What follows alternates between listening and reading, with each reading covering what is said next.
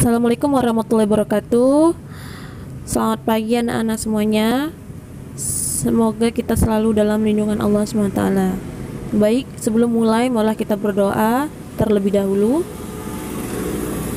Setelah berdoa, marilah kita melanjutkan materi kita pada hari ini, yaitu tentang qalqalah. Nanti Ibu bakal jelaskan di video ini. Jangan lupa kalian juga subscribe dan komen, like-nya untuk mendukung channel Ibu juga. Semoga kalian mendapatkan pahala dari Allah Subhanahu wa taala. Baik, selanjutnya kita akan membahas tentang pengertian qalqalah.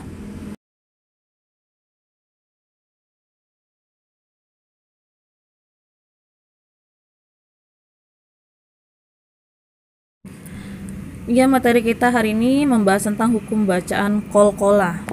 Mengapa kita belajar hukum bacaan? Karena dalam surah Al-Muzammil ayat 4, dan bacalah Al-Quran itu dengan sungguh-sungguh, maksudnya jelas huruf-hurufnya dan bertajwid.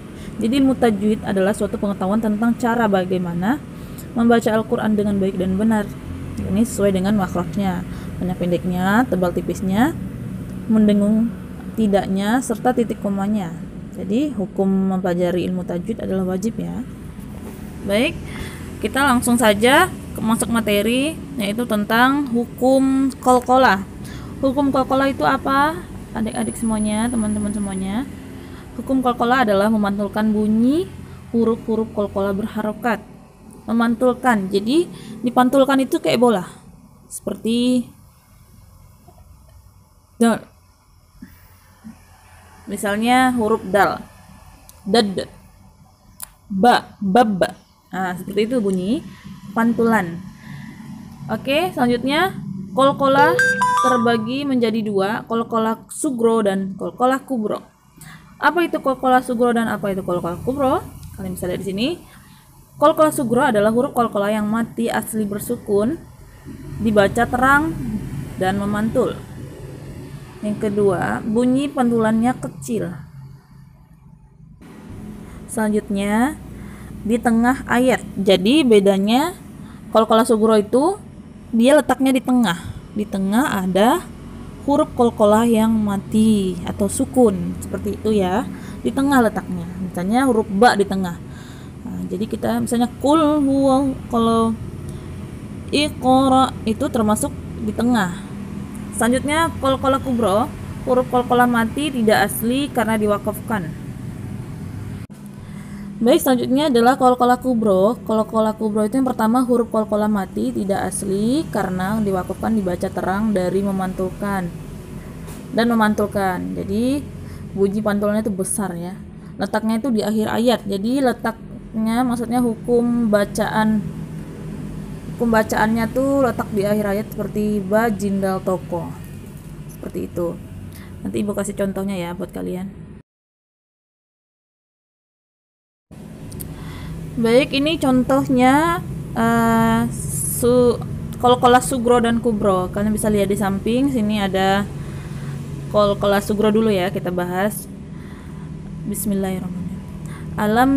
Alam naj'alil arda mihada. Di sini kalian lihat huruf jim termasuk qalqalah. Jadi letaknya di tengah. Ini termasuk qalqalah sugro. Yang kedua ada wa khalaqnakum azwaja. Wa khalaqna, huruf qalqalahnya yaitu qaf. Qaf termasuk letaknya di tengah. Jadi disebut dengan qalqalah sugro. Selanjutnya ada Selanjutnya alam nasyrah laka sadrak, itu ada huruf dal. Dal letaknya di mana? Di tengah, juga termasuk qalqalah sugro. Selanjutnya kita bahas tentang contoh qalqalah kubro. Qalqalah kubro letak hurufnya di akhir. Jadi contohnya seperti al-falaq. Huruf qalqalahnya di akhir. Jadi ditebalkan ya. Al-falaq. Seperti itu. Yang kedua kasab.